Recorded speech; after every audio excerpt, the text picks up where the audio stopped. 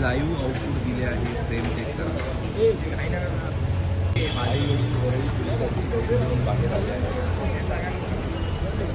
Live output दिले आहे. Frame check करा. त्याला न्यायालयीन कोठडी भेटायलाच नको होती.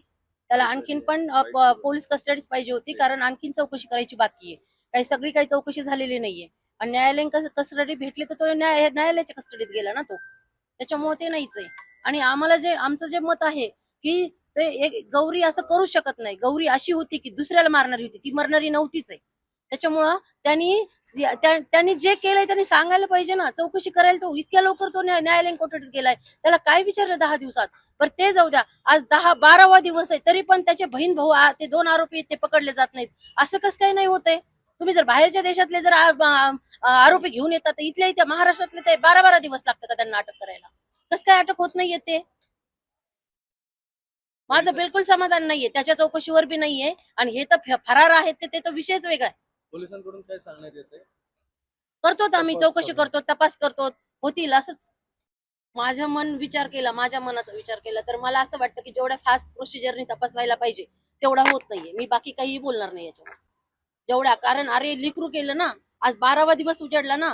काही यांनी चौकशीत सांगितलंय तुम्हाला स्पष्ट दिसतंय. आज 30व्या मजल्यावर जाऊन तो म्हणतो मी हे केलं, मी ते केलं. हे शक्य नाहीये, काही शक्य नाही. जो बोलतोय ते सगळं खोटं बोलतोय, सरळ खोटं बोलतोय. त्याच्या अंगावर 28 जखमा असल्याचं पोलिसांनी पहिल्या रिमांडमध्ये सांगितलं होतं आणि आता मग होणारच ना. तो मारतच होता गौरीला. तेवढं गौरीला मारताना का गौरी गप्प बसणार होती का? ते त्याने एक ठोका दिला तरी किमान हात तर धरणार होती ना. काही लागू शकत होतं. 28 जखमा कुठून आल्या त्याच्या अंगावर? का स्वतः मारून घेतलं का त्यांनी? तो गौरीला रोज मारायचा, 2 दिवसाला, 4 दिवसाला. वकील स्वतः सांगतायत की त्यांनी स्वतः मारून घेतला म्हणून. ते वकिलाला माहित असेल, तो तिथेच असेल त्याच्या जवळ. तो जो त्याचा वकील आहे तो त्याच्या रात्रंदिवस जर तिथे त्याच्या घरात राहत असेल तर त्याला माहित असेल. त्याची मुलगी असती तर तो तसंच बोलला असता ना. वकिलाची मुलगी असती तर. ते सगळे नाटकं येतं. काही विजा पोहोचू शकत नाही. जो माणूस दुसऱ्याच्या लेकराला 10 महिने झालं टॉर्चर करतो, 10 महिने झाले त्याची बहीण भाऊ ते सगळे एकत्र राहून त्रास देतात, एवढ्या स्ट्रॉंग पोरीचं खच्चीकरण करून जीवच मारतात ते, तर तो काय डोकं आपटून घेणार आहे? तो दुसऱ्याचे डोकं आपटून मारितो. तो कोणत्या अर्थाने तुम्हाला दिसतं तो डोकं आपटलेलं मारलेलं? वकिलाला म्हणावं तुझी पोरगी दे, तुझ्या पोरीला मारल्यावर तुझा आवायला बोल तसा तुझा.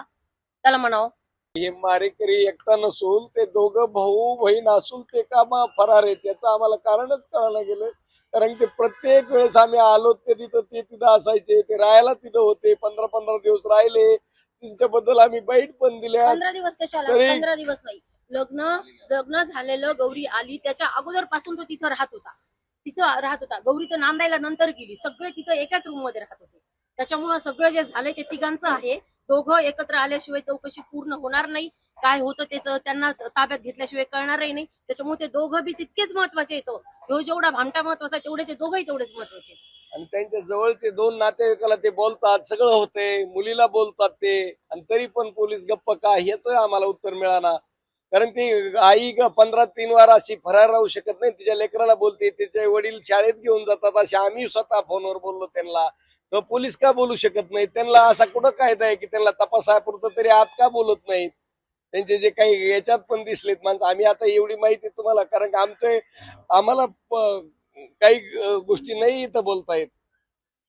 त्यामुळं ते नक्की ते अटक केल्याशिवाय त्यांना पण कळणार नाही. त्यांना काय एवढं कशामुळे अटक करत नाही ते आम्ही ओरडू सांगतो. माझी मुलगी एकतरी नाही बाबा, हे 2-3 गळ्यात आपण मारली तरी का होत नाही? मला कमाल लागते. त्यांना तपास सुद्धा होत नाही, येत सुद्धा घेऊन येत नाही. त्यांचे बहीण भाऊ म्हणून तरी त्यांचा तपास करायला पाहिजे ना. आणि आम्ही जर लबाड बोलणार असलो, त्यांच्या आईवडिलाचं नाव टाकलं असतं. आम्ही बघा आईवडिलाचं नाव कुठं आहे का? तर आम्हाला त्रास त्यांच्यापासून नव्हता आमच्या मुलीला.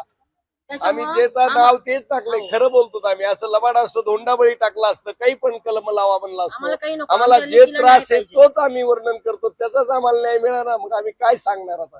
आम्हाला इथे येऊन बसण्याशिवाय किंवा उपोषण काय ते म्हणायचं आम्हाला मरण्याची परवानगी द्या म्हणावं, असंच म्हणावं लागेल. कारण स्वतः आत्महत्या केली तरी गुन्हाच आहे ना. तर ते तेवढं पहा, नाही तर आम्हाला पर्याय नाही. आमचे गावकरी आम्हाला म्हणायला लागले की तुम्ही न्याय द्या.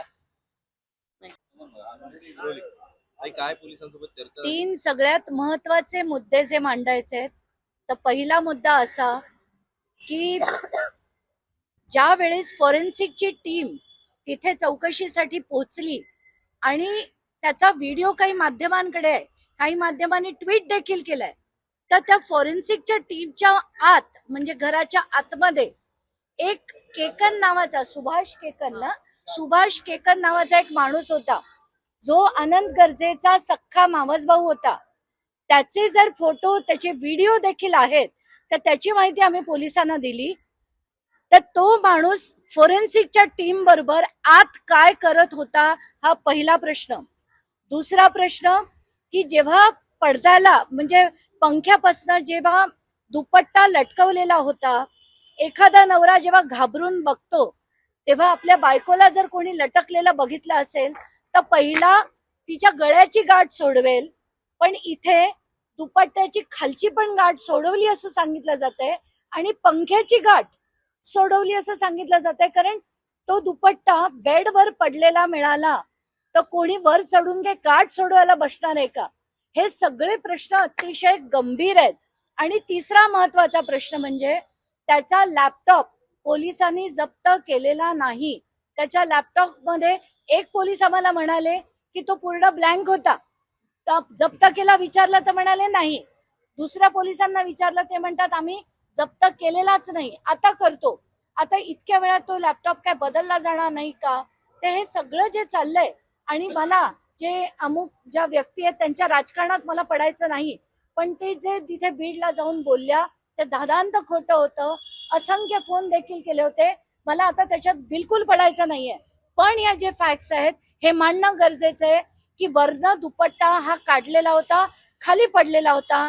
दुसरं म्हणजे जो तो सुभाष केकन नावाचा व्यक्ती होता तो फॉरेन्सिक बरोबर आत घराच्या आत काय करत होता त्याचे सुद्धा व्हिडिओ एव्हिडन्स मी आता पोलिसांना सबमिट केलेले. तुम्ही म्हणता की गौरीच्या गळ्याभोवती जी दुपट्ट्याची गाठ होती ती सोडणं अपेक्षित होतं. तिसरा महत्वाचा मुद्दा, ते येण्याआधी तिसरा महत्वाचा मुद्दा की जेव्हा मी आणि तिचे आई बाबा जेव्हा नायर मध्ये मॉर्च्युरी मध्ये गेलो होतो तेव्हा तिच्या बाबांनी मला दाखवलं होतं की इथे तिच्या राईट साईडला सगळ्या खुणा होत्या, जखमा होत्या. हे आता मी जेव्हा विचारलं तर पोलिसांच्या फोटोग्राफ मध्ये ते नाहीये. आणि हेड इंजुरी असताना पिंपल्स इथे जी एक इंजुरी होती जी आम्ही तिथेच दाखवली होती, तर आता पोलिसांचं म्हणणं आहे की ते पिंपल होतं. तर इथल्या ज्या जखमा होत्या त्या मी माझ्या डोळ्यांनी बघितल्या आहेत, यांनी यांच्या डोळ्यांनी बघितल्या आहेत. आईंची परिस्थिती तितकीशी चांगली नव्हती म्हणून त्यांनी त्या बघितल्या की नाही मला माहित नाही, पण वडिलांनी मला दाखवलेल्या आणि ती मी माझ्या डोळ्यांनी बघितलेल्या आहेत. त्यामुळे आत्ताच्या घटनेला जे इथले फोटोग्राफ्स आहेत ते सगळे आपण बघूच काय येतात ते, कारण अशा अनेक हॉरिबल गोष्टी चाललेल्या आहेत. आणि याच्यात मला असं वाटतं की राजकीय दबाव आहे. पुढे राजकारणात खरंच आपण पडून उपयोग नाही. मला फक्त वाटतं की न्याय हा जर समान असेल तर तो यांना मिळाला पाहिजे आणि यांच्या मुलीला मिळाला पाहिजे. धन्यवाद. प्रायमरी रिपोर्ट तुम्हाला दिलेला आहे काही वडिलांना आणि त्यामध्ये काही जखमांचा उल्लेख आहे का? गळ्याच्या भोवती जो दुपट्टा अडकला नाही त्याच्यापेक्षा अननॅचरल डेथ आहे आणि कम्प्रेशन ऑफ द नेक एवढंच आहे. आणि त्याच्यात वार्ड बॉयनीच आयडेंटिफाय असा नेम आहे की पहिलं काही गोष्टी मी सांगू शकत नाही, पण आई वडील आल्याशिवाय पंचनामाच कसा केला? तिथं लटकलेली होती, सोडली कशी? मला तसं सांगा. हा पंचनामा केला कसं काय? कोणीतरी खरंच बोलायचं असेल तर बोला, हिम्मत टाकून खरं बोला. आणि सोडून का आले, कसं गेले, काय एवढं पुरावा असताना तुम्ही नाही तर मी पडणार आत्महत्या नाही लावतात की तुम्हाला ते पोलिसाला सुद्धा मनाला पटणार नाही किंवा आम्हाला पटत नाही की ती सोडली नाही, मग आत्महत्या बोर्ड का लावून तिला सगळीकडे आत्महत्या का करता? डॉक्टरांनी सुद्धा तिथं लगेच वर्ड का मृत्यूचं कारण शोधून तुम्ही लावा ना. कलम कसा आम्ही म्हणतो 302 लावा, तुम्ही लावता का? आम्हाला कायदा समजून सांगता की सर 302 नंतर पीएमचा रिपोर्ट आल्यावर मग आत्महत्या वर्ड लगेच कसा आला? कारण तुम्हाला सुद्धा ते माहित नाही वर कसा गेला, कसा आला.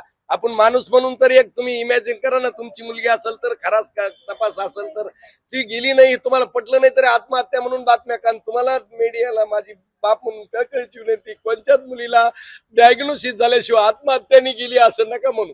कारण याच्यावर सुद्धा लिहिलं की मी सांगल ना आरोपी मी आहे, समजा उदाहरणार्थ मी एखादा खून केला मी म्हणन का मी नाही मी खून केला, असं कुणी आहे का? ते तर ते म्हणणारच नाही मी आत्महत्या केली आणली, तर मग त्याच्याबरोबर आणणारे कोण होते, तिथं उतरलं कसं, याचं काही डायग्नोसिस न करता तुम्ही आत्महत्या का लेबल लावता? गळा तर असा बी माणूस मारून टाकू शकतो ना, एकटा माणूस 2 माणसं धरून, एकट्याला तर नाही मारणार. आणि मग ते एकटा सोडलं बरं, तिने केली तर मग तिने सोडलं कसं, याचं स्पष्टीकरण का लपवता? तेव्हा तिथं कोण होता? आतापर्यंत तपास तुमचा तर संपला तपास. आता तुम्ही लगे जामीन घेऊन हे करणार, गेली आमची मुलगी. पोलिसांना तुम्ही हा प्रश्न विचारला का की पंख्याला जेव्हा लटकलेली होती गौरी हो, सगळं विचारलंय, तपास चालू आहे. ते म्हणले तपासात खाली उतरवणं शक्य अडथळा येत असतो, काही गोष्टी सांगणार नाही असं म्हणतात.